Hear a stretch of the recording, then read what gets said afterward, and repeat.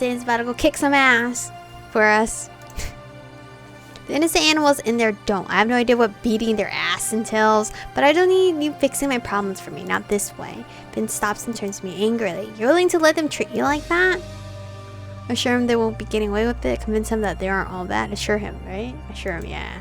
Of course now. Not only did I give them peace of my mind, but I recorded the entire conversation on my phone. I'll be sending it to all the clinic volunteers to let them know just what scoundrels run the place. So you'll be standing up for yourself, I guess. I find that hard to believe, but I'll humor you. His face is still buried in his phone as I stand in front of him, breathing heavily while trying to calm myself down. I figured out a route back. We'll take the tram. Vincent leads me home in silence. Honestly, spending time with him like this when he's not talking is actually kind of pleasant. We take the tram and sit apart from each other. I began texting the other volunteers to see if they can take any of my cats, and incredibly, I'm able to find a home for every one of them. Still, I'm more sad than happy about it. Deep down, I had hoped that finding them new foster homes would have taken a while, and that I would have the fluffy balls of joy in my care for much longer. They're all being picked up tomorrow, and my heart aches knowing that I'll never see my babies again. Only an empty room would be waiting for me. Then suddenly turns around, props his chin up with his hand, and stares reflectively at me. For a moment, his eyes almost seemed kind and supportive. Wait, we weren't even sitting next to each other? What the hell? Hello? I guess even an idiot can be responsible. Nope, must have imagined it. He just doesn't give up, does he? Keep calling me that and I'm never speaking to you again. Nah, that'd be nice. He says this, then sticks out his tongue. Why is he being so playful? Maybe he's trying to cheer us up. I've been so engrossed in the fate of my cats that I only now realize the type of neighborhood Vincent is taking us through. All sorts of shady characters tend to hang out in places like these. Vincent, we should go around. We'll have to double back, but at least it'll be safer. This place looks dangerous. Dangerous? You do know that if we're attacked, I have every right to relieve our aggressors of a limb or two.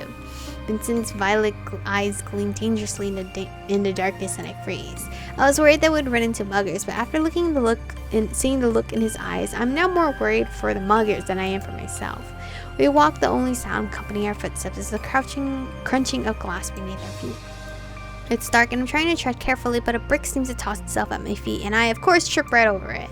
Fortunately for my spine, the only thing stopping my epic fall is Vincent, who grabs onto my sleeve. With a rustling of fabric, he slips an arm around my waist just as I am once again on the precipice of disaster.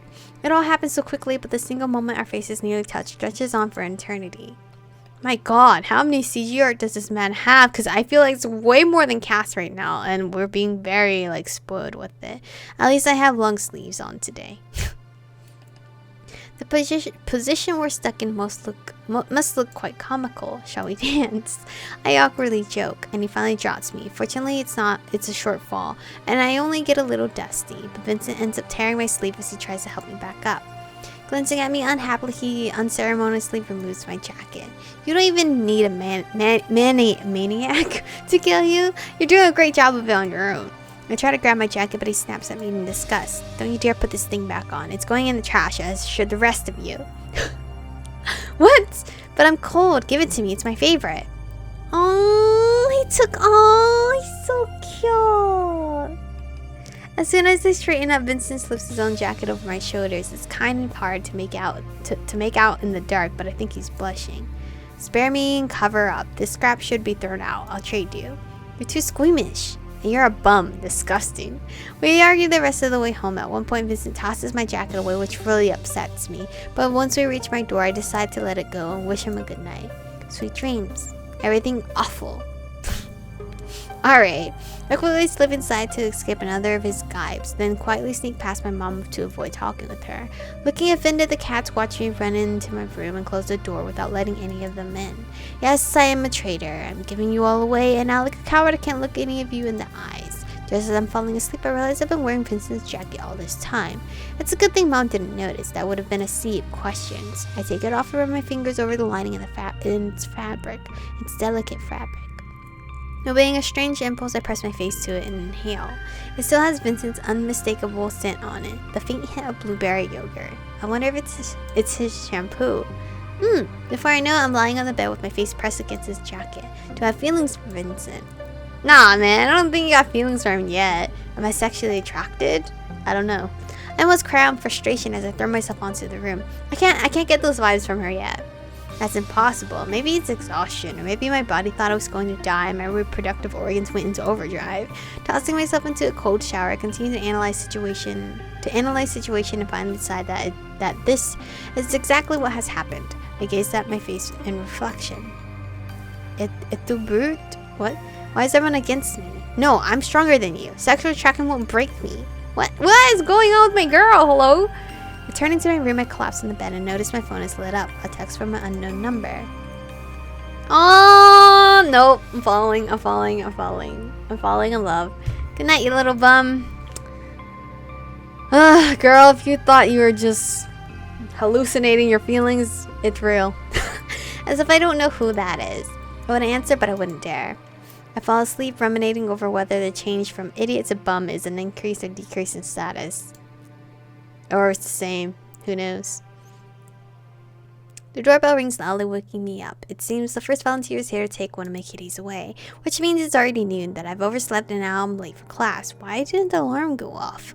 My bad morning is followed by a bad day. All day long, volunteers continue to show up and deprive me of my precious friends. Like a robot, I smile, think, and talk until the apartment is completely empty. When I finally snap out of it and start moving again, I find myself sobbing on the floor where a cat house had once been. I head into the bathroom to freshen up, and I can't even recognize the alien girl who's staring back at me from the mirror.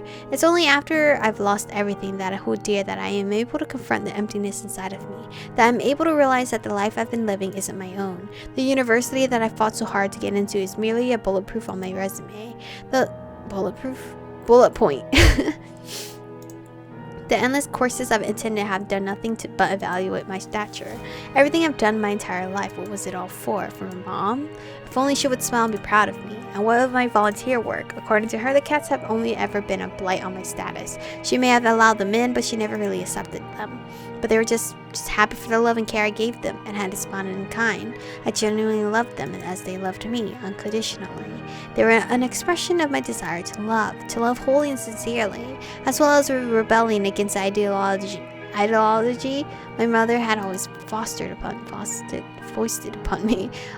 Overcome with emotion, I began to fiercely scrub the makeup from my face. I don't even know why I put it on. I'm disgusted at the person I've become, the person my mom always wanted me to be. I can't do this anymore. When I finished scrubbing my face, I called Vincent. Hi, I need to run out somewhere. Can you take me? Okay. So he knows how to be tactful after all. I grabbed my sneakers and sweats from the hiding place I stashed them in. They're the same ones I use when searching for strays in the evening. I need a beacon of light in this pathetically useless life of mine. Maybe then I'll find something new and worthy in it. Vincent meets me downstairs and he's so impressed by my appearance that he can't stop himself from commenting about it. Interesting.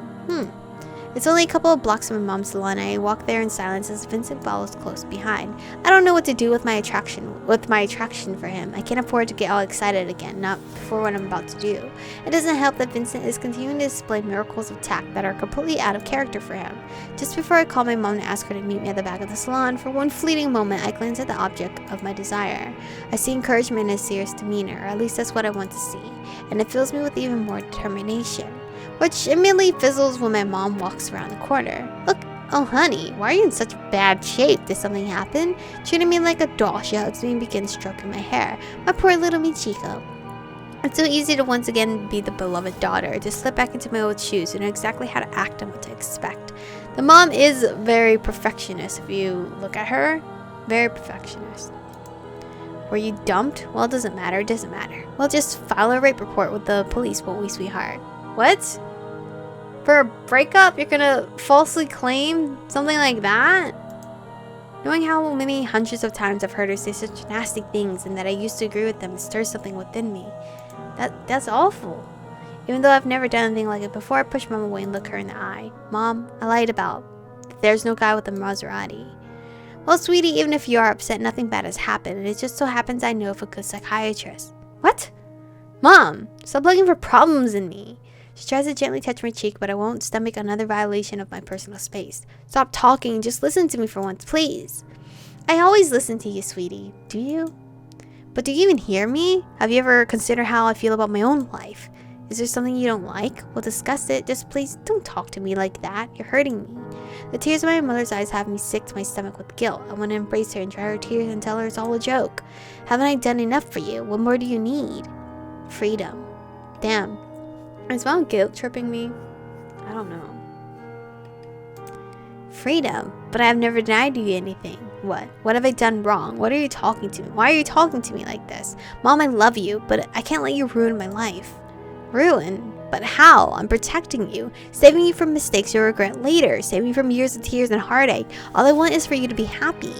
Her voice is clearly desperate. Then it dawns on me she needs me more than I need her. It's time to admit that you've been protecting me from my own life. I cannot read. From my own failures. But the thing about failure is everyone needs to learn from their own. Mine has been waiting for me too long, which is why I'm leaving. Darling, how can that be? I planned everything already. I always have. Everything I've ever done was for you. There's no convincing her. Please don't come looking for me. I'll call you.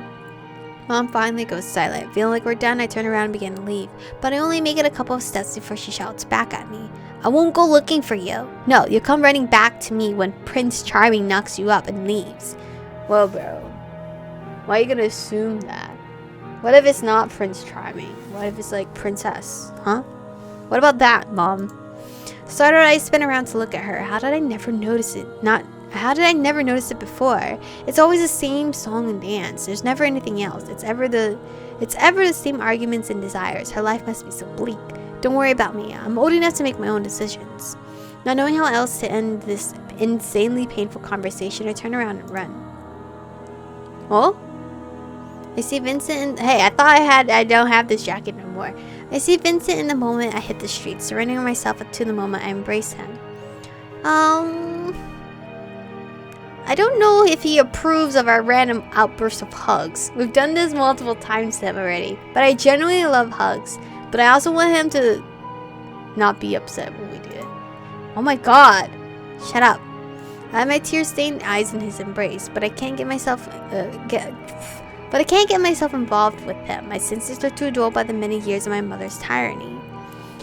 Oh, he's blushing!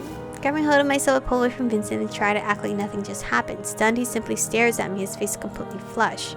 I want to see your abilities. Huh? I want to know more about Kwanzis and how they work. Well, okay.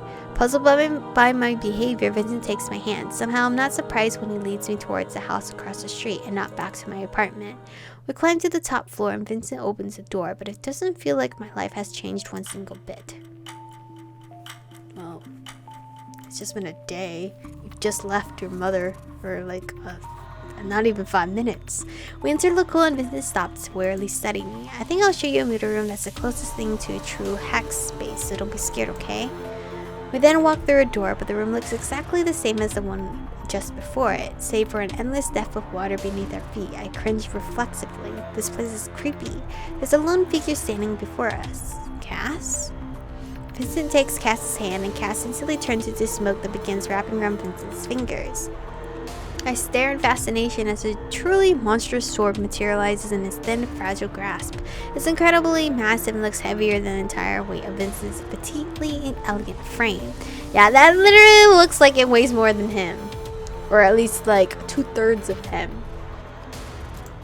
So Cass is Vince's weapon. Come to think of it, when I asked Vincent about his abilities, he did mention something to that effect.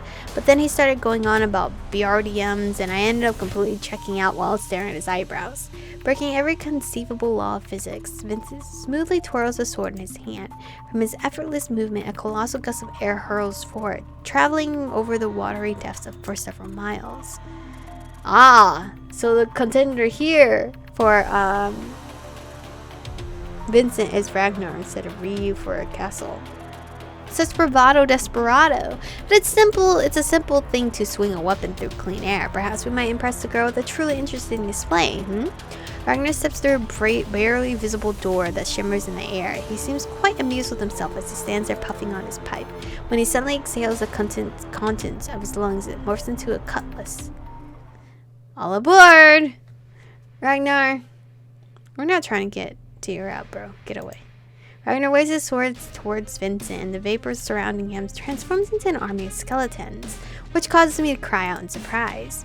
Hearing me shriek, Ragnar turns to me and breathes out even more smoke, which swirls around my body to form a defense, an entirely transparent dome that smells slightly sweet. Stay put, it's going to get hot out here. Meanwhile, Vincent continues. Meanwhile, anyway, Vincent is still the hotter one here to me. Vincent continues to effortlessly cut through the horde of skeletons. Is that all you can do, waving that sword around? You have absolutely no imagination. Once again, Ragnar fills his lungs with smoke, then releases it straight into the water. Release the Kraken! The mist sparkles in the depths of the clear water as it gradually grows into something monstrous. But this is where we are going to stop for today's episode. I really feel like this Vincent's story is more seamless because it's always like action, always happening. Maybe the other routes were like that, but I feel like they weren't quite up to that par. I feel like Castle's route was a little bit slower compared to Vincent's route that we're going through right now. But anyway, thank you guys for watching today's episodes. Beautiful, and I will see you guys next one.